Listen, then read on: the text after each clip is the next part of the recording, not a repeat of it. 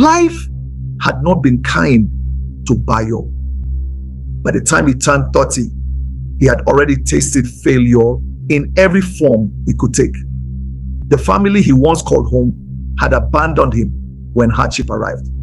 His friends, those who once swore they would stand by him, disappeared the moment his small business struggled. And love had wounded him more deeply than anything else. He had become a shadow of the young man he once was. Every dream he chased seemed to slip through his fingers like sand, leaving nothing but empty hands and a tired heart behind.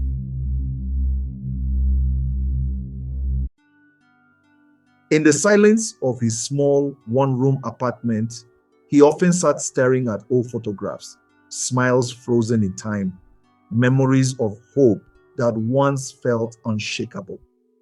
Though life had pushed him down repeatedly, something inside him still clung to survival, clung to possibility. Deep inside, his heart refused to die. There was once a time when Bayo was the pride of his neighborhood, ambition glowing in his eyes, purpose bold in his voice. He believed that if you worked hard and stayed true, life would reward you, that kindness would return eventually, that dreams were enough to sustain the weary soul. But life is not always fair to dreamers.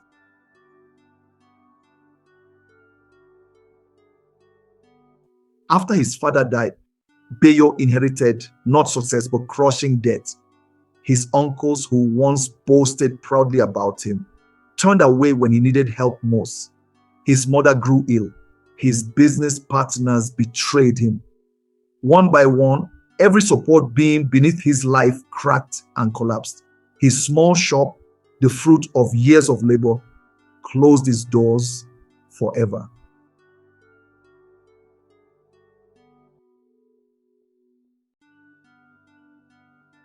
His girlfriend left, searching for comfort in someone more stable.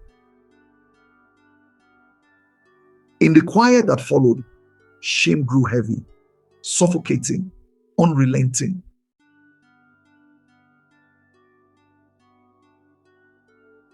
One rainy night, with nowhere to go, Bayo wandered the streets aimlessly. The rain drenched him until he could no longer tell which drops belonged to the sky and which belonged to his tears. He tilted his head upward and whispered into the darkness, "If you still see me, if you still care, give me one reason to keep going." No thunder came, no divine sign split the skies, only silence. But somewhere in the distance, dawn slowly began to rise, and without knowing it, Bayo's new beginning had quietly arrived. The next morning, fate answered in the smallest of places, a simple cafe hidden on a busy Lagos street. Exhausted but determined to keep moving, Bayo stepped inside to buy the cheapest breakfast he could afford, and that was where he met Tumise.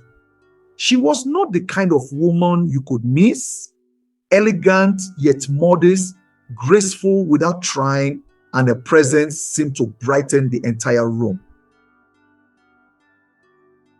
She was wealthy, anyone could see that, but something about her eyes revealed a softness the world had not corrupted.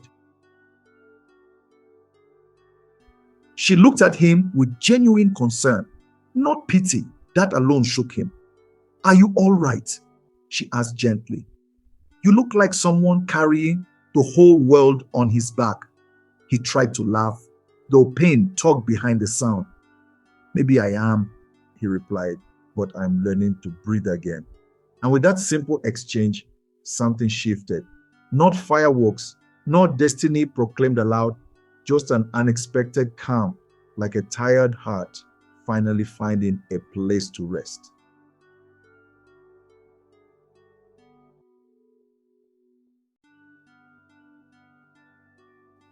In the days that followed, Tumis and Bayo crossed paths again and again. Soon it felt as though the universe itself kept bringing them together. Their conversations flowed naturally, gentle, curious, sincere. For the first time in years, Bayo felt seen, not for what he lacked, but for the strength he carried despite the storm. Tumis admired his resilience. She admired the part of him life tried to crush but failed. Where others saw a man who had fallen, she saw a man still standing, and that changed everything. She encouraged his ideas, helped him rediscover his purpose, reminded him that he still had value.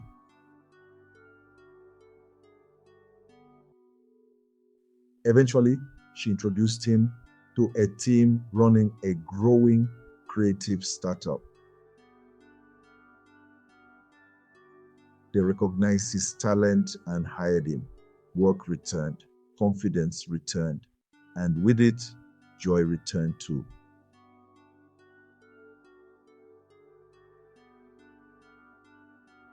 With Tumis, even silence felt like a beautiful language. But the higher they climbed, the more envy brewed beneath their feet. Tumise came from a respected, wealthy background.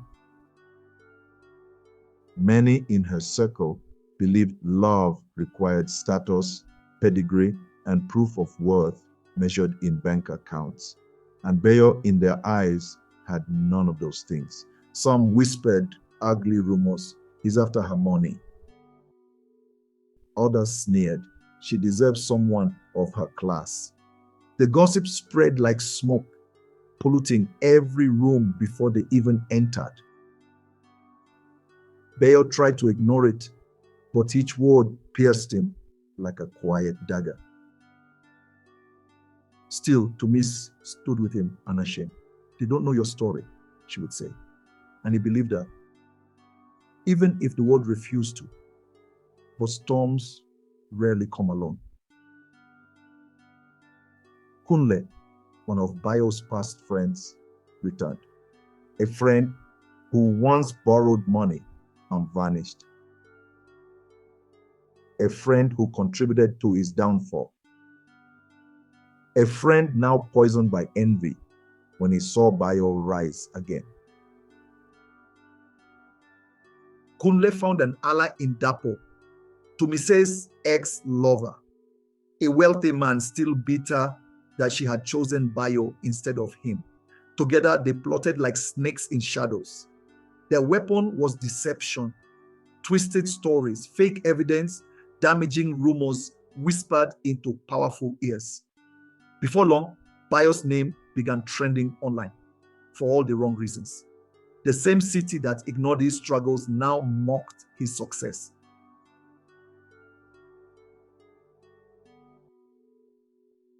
Bayo stood by the window in his sleek minimalist office, gazing out at the city skyline. The hum of typing and phone calls filled the background, but his mind was elsewhere. Tumise walked in with a bright smile, holding a folder with company reports. Good news, darling. The new project proposals are going through the roof. We're hitting new targets, she said. Bayo smiled softly. That's incredible. I've worked for this for years. It feels like everything is finally coming together. Just as Bayo was about to speak again, his assistant rushed in, holding a phone. Sir, there's someone here to see you, Kunle. Bayo's smile faded. His past, the ghosts of his former friends and betrayals, returned to haunt him. Kunle, why now? Kunle walked in, his appearance sharp, but his eyes cold and calculating. He extended a hand, which Bayo reluctantly shook. Well, look at you. The mighty Bayo, back from the ashes, huh? You've really built something impressive, Kunle said with a mocking smile. You know, Kunle, I never thought I'd see the day you'd walk into my office again. Bayo replied, guarded. Kunle chuckled, a bit too loud, as he sat across from Bayo. Funny, isn't it? How life comes full circle. I see you've made quite a name for yourself. Must feel good, huh? Getting everything you've always wanted. Bayo narrowed his eyes, sensing something was wrong. Why are you here, Kunle? Last time I checked, you left me in the dirt, took my money, and disappeared without a trace. Kunle's expression shifted slightly, a flash of discomfort, but he quickly masked it with a smooth smile. I've been thinking, about the old days and about business. You've done well, really well. I respect that, Kunle said, letting the words sink in. But you see, not everyone's happy about your rise, Bayo, especially not some of the people who've been watching you from the sidelines. Bayo leaned forward slightly, suspicion growing. Who? Kunle didn't answer immediately. Instead, he walked to the window, looking out at the bustling city below. Let's just say there are a lot of people who don't appreciate a guy like you coming from nothing and taking over. You've got some enemies, and not just anyone, some powerful people, Bayo, people who won't let you stand in their way. Bayo's face hardened. He knew what Kunle was implying.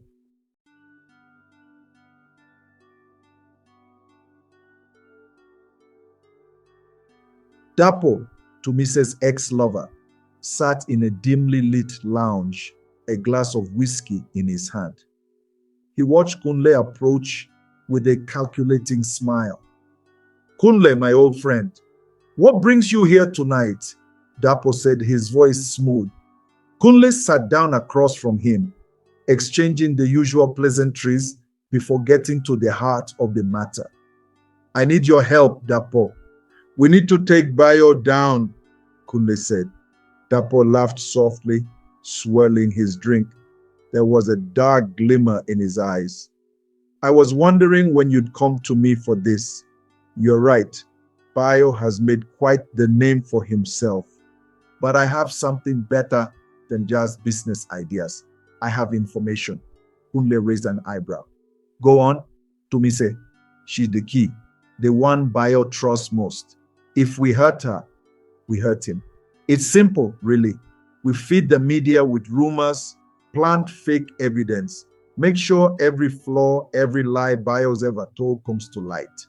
Kunle grinned wickedly, nodding in agreement. We bring him down together, make sure the world sees him for what he really is, a fraud. A series of flashes, social media notifications, appeared on the screen. Rumors began to circulate. Bayo's rise, a story of lies and deceit. Bayo Adeyemi, fraud or hero? The truth behind Bayo's Phoenix global empire. The media campaign, carefully orchestrated by Kunle and Dapo, began to pick up steam. Videos were released showing Bayo in compromising positions with his former business partners. False documents were leaked alleging that Bayo once embezzled funds to build his empire. Stories of shady deals and betrayals filled news outlets. In the midst of it all, Bayo's name began to trend for all the wrong reasons. Bayo watched in disbelief as the media storm grew stronger. His phone rang incessantly with calls from the board members, investors, and his business partners, each one questioning him, expressing doubts. He looked at Tumis, who had been standing silently beside him. Bayo, they're all talking about it. The rumors, the lies, they don't believe you.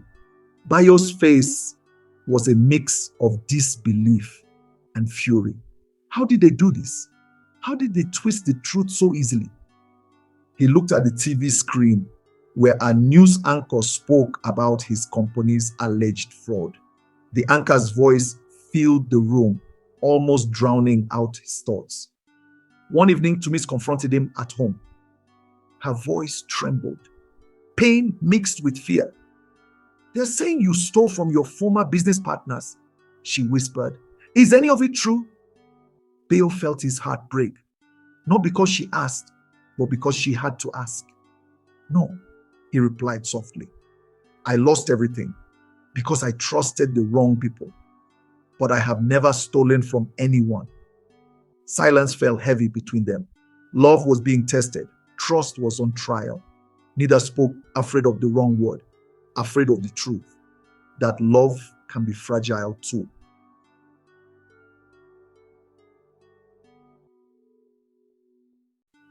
A few days later, something far worse happened. As Bayo drove home late at night, he noticed a black SUV trailing him. Seconds later, gunshots shattered the air. He swerved, crashed, and chaos swallowed the moment. They tried to make it look like a robbery gone wrong. But Bayo survived, wounded, unconscious, but alive. When he woke in the hospital, Tumise was by his side, her eyes swollen from crying, her fingers tightly wrapped around his hand. "You could have died," she whispered. "Maybe love was the only thing strong enough to keep me alive," he murmured. That night, she realized something. She could lose everything else, but not Bayo. "We can fight this, Bayo. You're not alone. We'll clear your name," Tumis said. Bayo's resolve hardened. "No, we will fight, Tumis. But we need to go straight to the source. I know who's behind this." He stood, ready to face whatever it took to protect his reputation, his empire, and the woman he loved. Bayo arrived at a sleek hotel, prepared for the confrontation. Kunle stood by the elevator, waiting for him with a smug look on his face. Beside him was Dapo, his old rival. "Did you really think you could keep running, Bayo? You don't belong in this world. You never did," Kunle said with a sneer. Bayo stepped closer, his anger rising. His voice was calm, but laced with venom. "You've been manipulating the truth, Kunle, feeding lies to the world. You've been plotting with Dapo to destroy everything I've worked for." Kunle's smile widened. "Worked for? Don't kid yourself, Bayo. This empire of yours is built on stolen dreams, stolen money, stolen opportunities, and I'm the one who's finally bringing the truth to light." Bayo's fist clenched, but his voice remained steady. "You're wrong, and the truth will come out. You and Dapo will be exposed for what you are, thieves, liars, and traitors." Kunle's smile faltered slightly, but his eyes narrowed. "We'll see, Bayo, we'll see."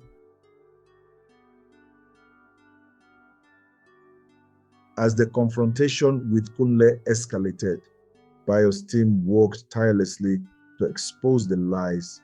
They dug into the records, tracked the money, and interviewed former colleagues who had been silenced. Finally, the truth was uncovered, and the false evidence was traced directly back to Kunle and Dapo.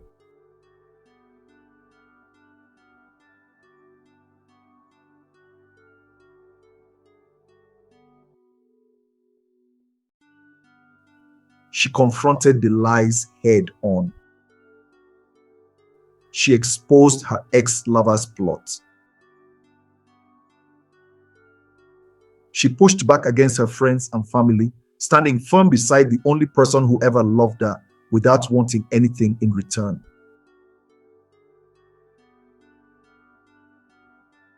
The media began to shift. Stories of manipulation and deception spread. Kunle and Dapo's names began to tarnish in the same way they had tried to ruin Bayo's. The courtroom was packed as Kunle and Dapo stood before the judge, their fate sealed. They looked defeated, their arrogance replaced by fear. The evidence was clear: their manipulation, their lies, and their attempts to destroy Bayo's reputation. You are both guilty of fraud, conspiracy, and defamation. You have ruined lives, and now you will answer for your actions, the judge announced. Bayo watched from the back of the room. His face was steady, not celebrating their downfall, but resolute in the fact that justice had been served. Bayo sat in his office, reflecting on the battle he just fought. He'd been vindicated. His empire was intact, but he knew this victory was just a step towards something bigger. You did it, Bayo. We did it, Tumis said, smiling softly. Not just me, Tumis. You were with me every step of the way, Bayo replied, looking at her with gratitude. They smiled at each other. It was a moment of peace after the storm. They'd fought together, and together they'd risen above the darkness.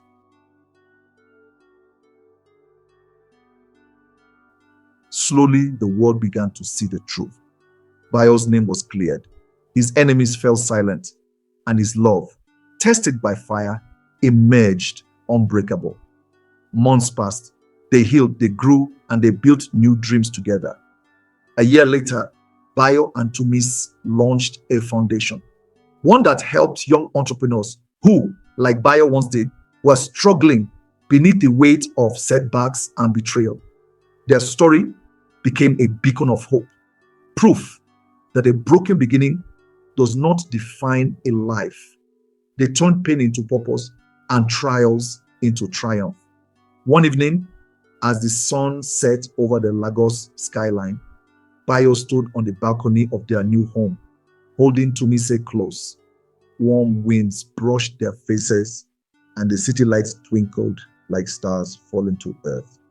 She looked up at him and asked quietly, "Do you still believe heaven forgot about you that night in the rain?"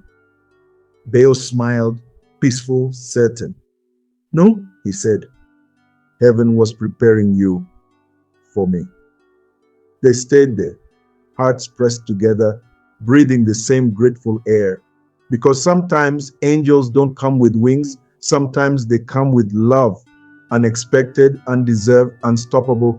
And when love finally finds you, even your scars become your crown.